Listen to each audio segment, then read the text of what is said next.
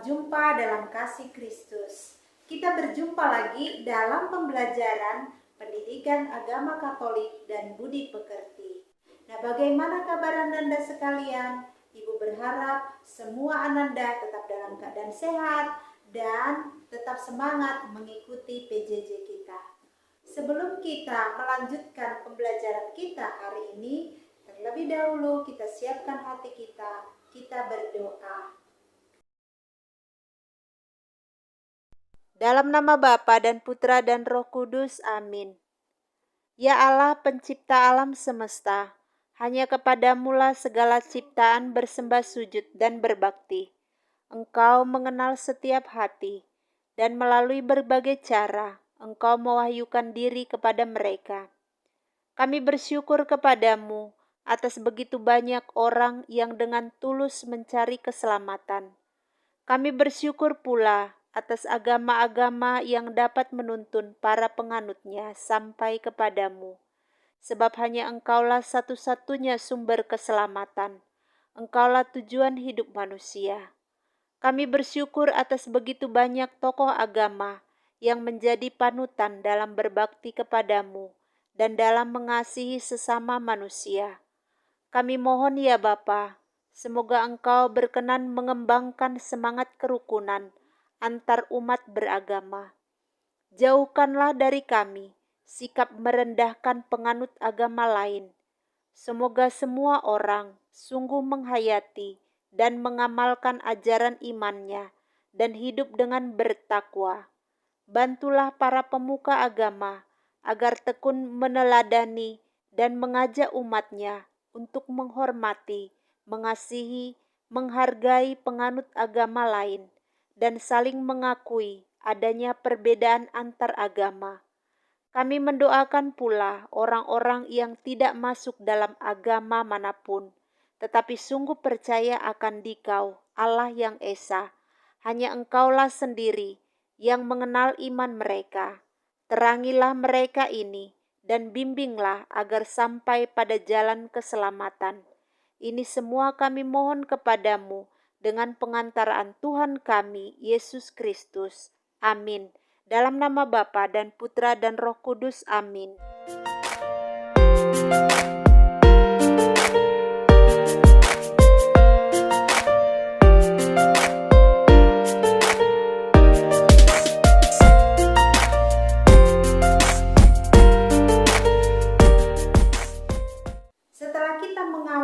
Dengan doa pembukaan, marilah kita dalami pokok bahasan kita. Adapun pokok bahasan kita dari bab 4, yakni dialog dan kerjasama antar umat beragama. Nah, untuk lebih mendalami pokok bahasan ini, kita akan lihat hari ini judul materi kita adalah kekasan agama-agama di Indonesia. Adapun kompetensi dasar dari materi kita hari ini adalah memahami makna berdialog serta bekerja sama dengan umat beragama lain. Dan indikator hasil pencapaian belajar diharapkan siswa mampu yang pertama menganalisis kekasan ajaran agama-agama di Indonesia, baik agama Islam, Kristen Protestan, Katolik, Hindu, Buddha, dan Konghucu. Yang kedua, menganalisis persamaan-persamaan ajaran agama-agama di Indonesia, baik agama Islam, Kristen Protestan, Katolik, Hindu, Buddha, dan Konghucu. Yang ketiga, menganalisis ajaran atau pandangan Gereja Katolik terhadap agama-agama dan kepercayaan lain di Indonesia menurut Nostra Aetate artikel 2 dan artikel 3. Yang pertama adalah kekasan agama-agama di Indonesia. Bhinneka Tunggal Ika merupakan semboyan khas Negara Kesatuan Republik Indonesia yang tercantum di kaki burung Garuda Pancasila yang adalah lambang negara Indonesia. Nah, semboyan Bhinneka Tunggal Ika ini mau menggambarkan keanekaragaman yang ada di Indonesia. Berbeda-beda tetapi tetap satu jua. Salah satu keanekaragaman di Indonesia adalah keanekaragaman agama. Di Indonesia sendiri terdapat beberapa agama, tetapi juga kepercayaan yang secara undang-undang diakui keberadaannya. Agama-agama itu antara lain agama Islam, agama Katolik, agama Kristen Protestan, agama Hindu, agama Buddha, dan Konghucu. Namun, selain itu juga ada keyakinan ataupun kepercayaan lain yang merupakan agama asli pribumi yang tersebar di seluruh wilayah Nusantara. Nah, mari kita perhatikan dan kita amati beberapa gambar berikut ini.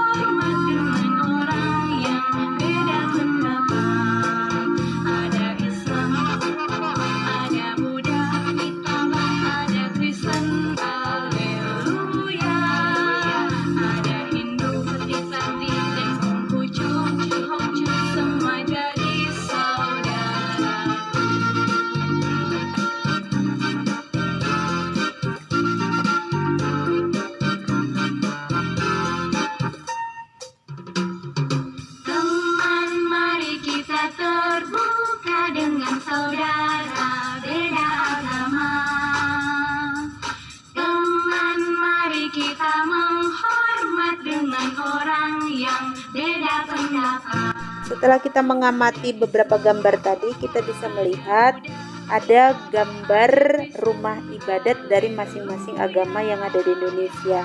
Kemudian simbol-simbol keagamaan dari masing-masing agama. Ini yang biasa kita lihat secara umum, meski masih ada simbol keagamaan lainnya. Yang pertama adalah agama Islam, di sana simbolnya bulan sabit dan bintang. Kemudian agama Kristen Protestan itu sama simbolnya dengan agama Katolik, hanya dibedakan untuk agama Kristen Protestan salib tanpa memakai korpus. Untuk agama Katolik salib dengan memakai korpus dan juga ada piala. Simbol agama Hindu itu adalah Om.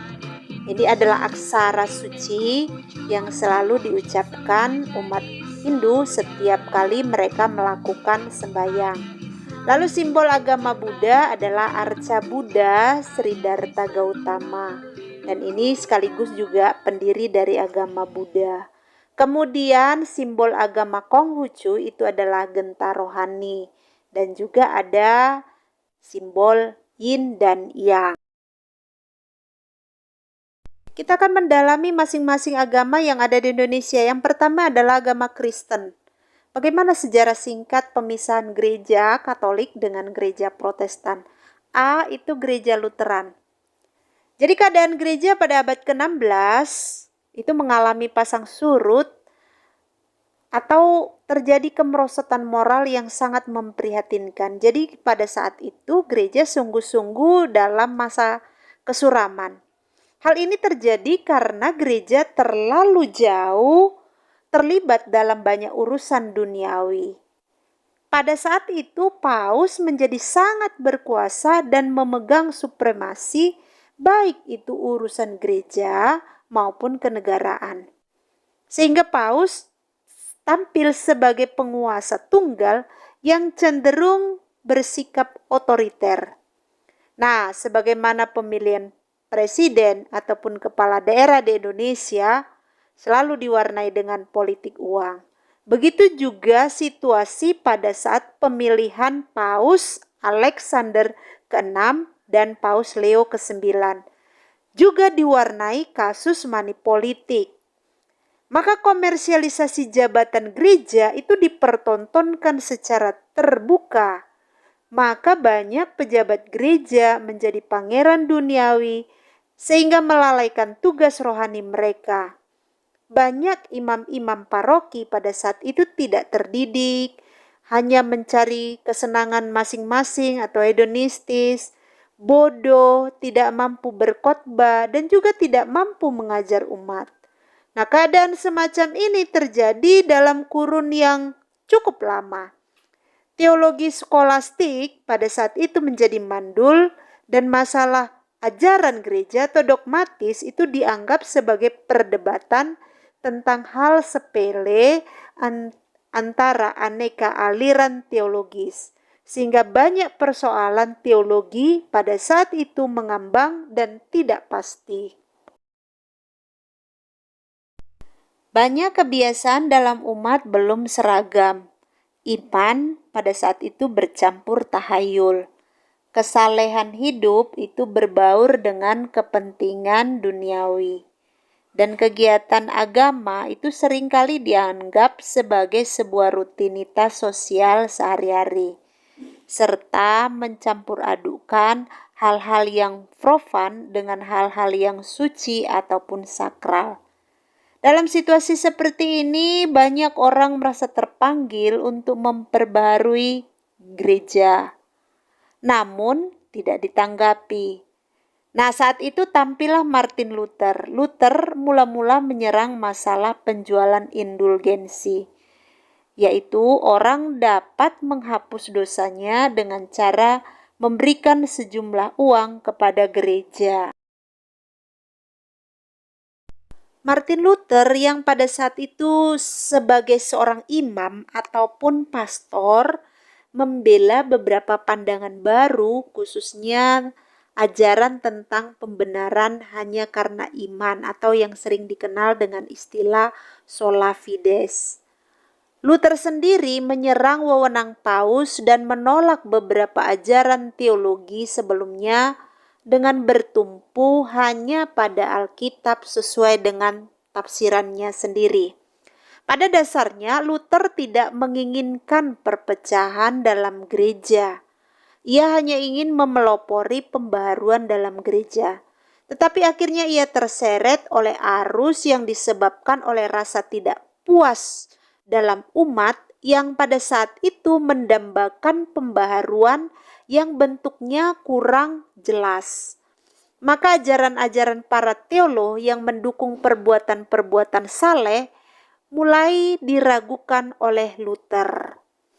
Indulgensi, stipendium untuk misa arwah, sumbangan untuk membangun gereja bersama dengan patung-patung yang menghiasinya, kemudian pajak untuk Roma, ziarah dan puasa, dan relikwi atau penghormatan pada benda-benda kudus, serta kaul-kaul. Semua itu tidak ditemukan oleh Martin Luther dalam kitab suci. Sehingga akhirnya Luther menolak semua itu. Luther menegaskan bahwa semua itu tidak bermanfaat untuk memperoleh keselamatan. Hanya satu yang diperlukan, yakni beriman atau sola fides.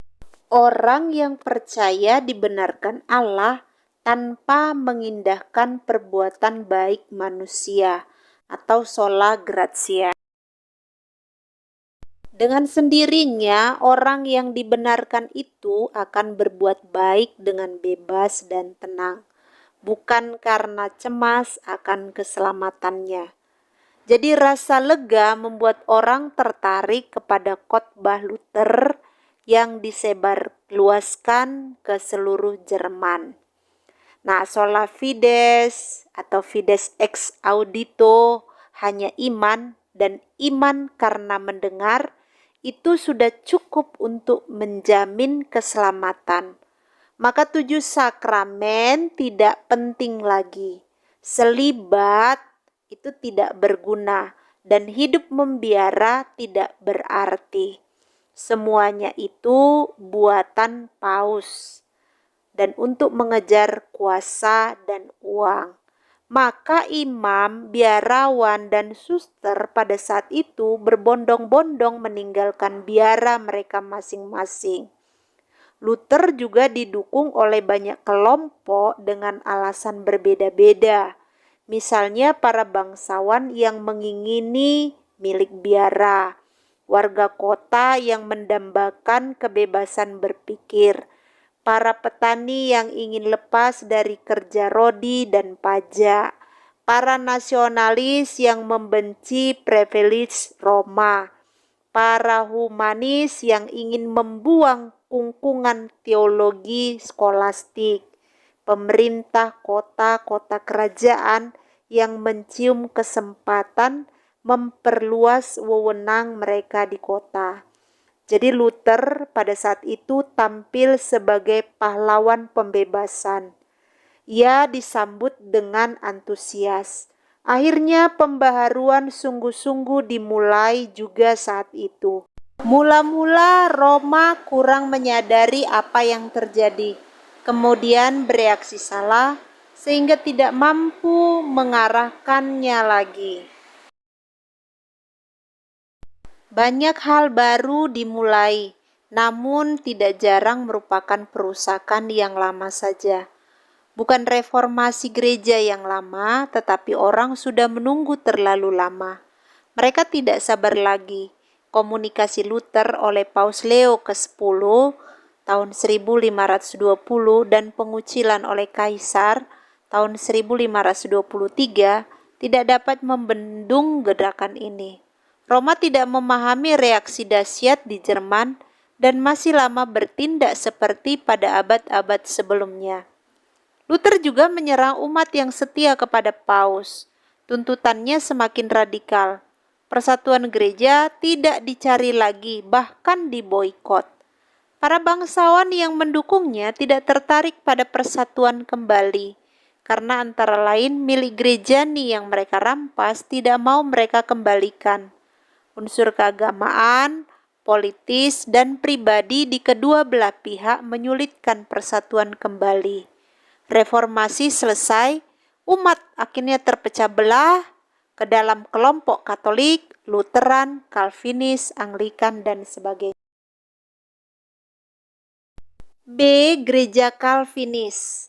Tokoh reformator lain adalah Yohanes Calvin yang hidup tahun 1509 sampai dengan 1564.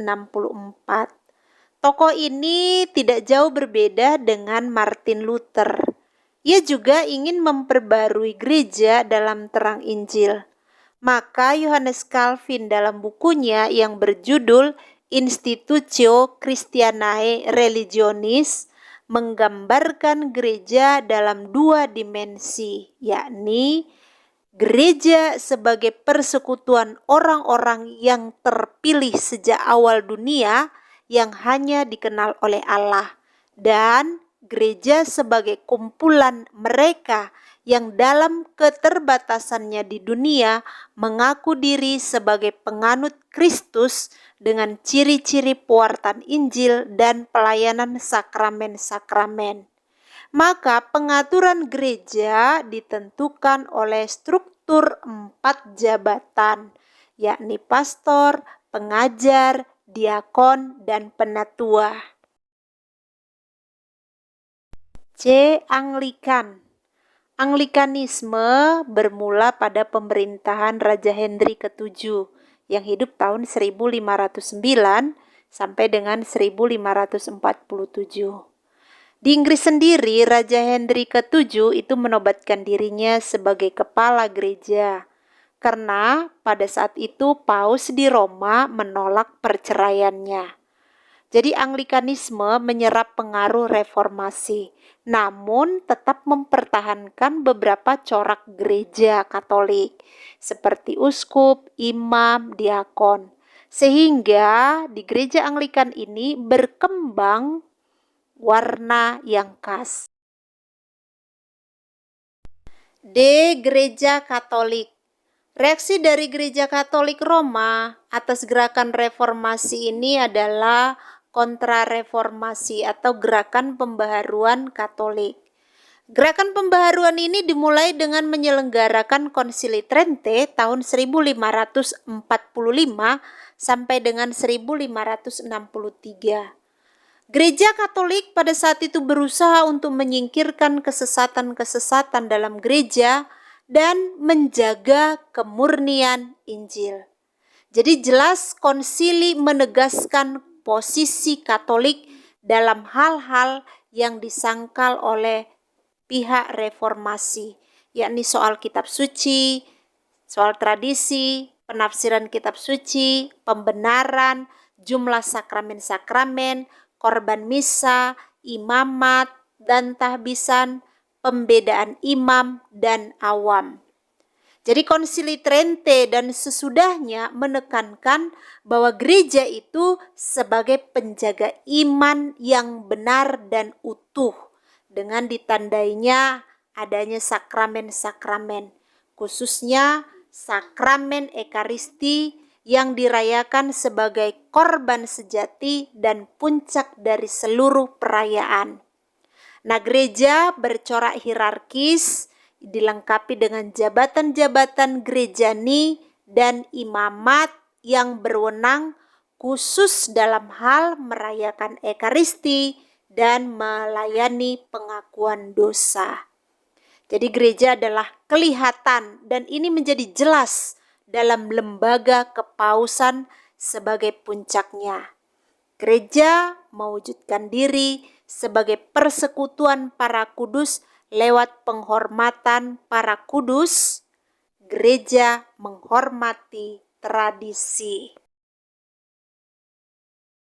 Yang kedua, kita lihat usaha untuk mengadakan dialog dan kerjasama antar sesama gereja Kristus.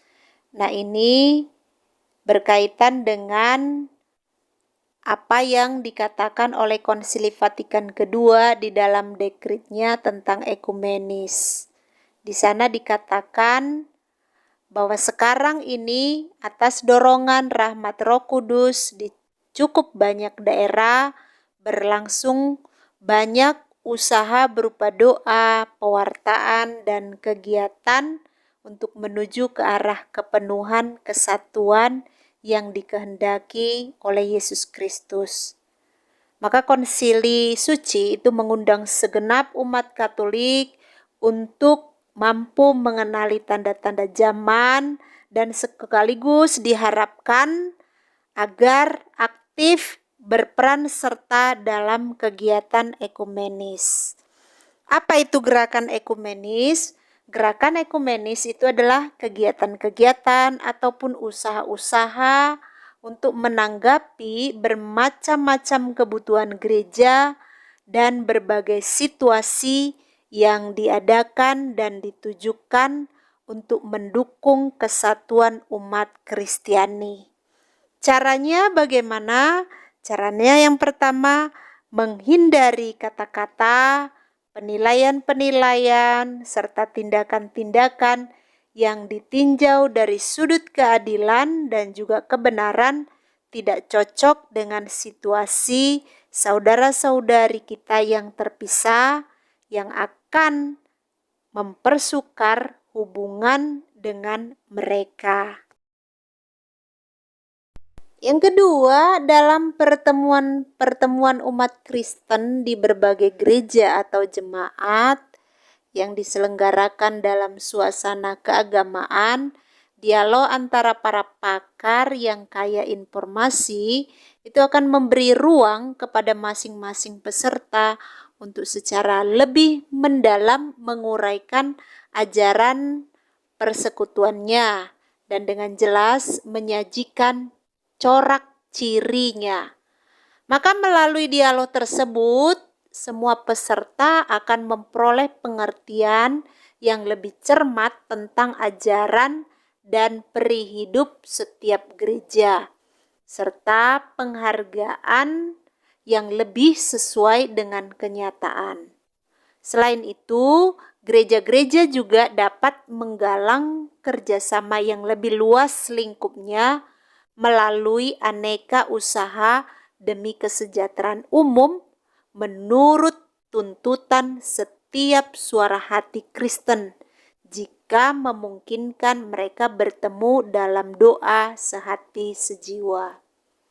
Yang ketiga, mereka umat Kristiani mengadakan pemeriksaan batin tentang kesetiaan mereka terhadap kehendak Kristus mengenai gereja dan sebagaimana harusnya menjalankan dengan tekun usaha pembaharuan dan perombakan.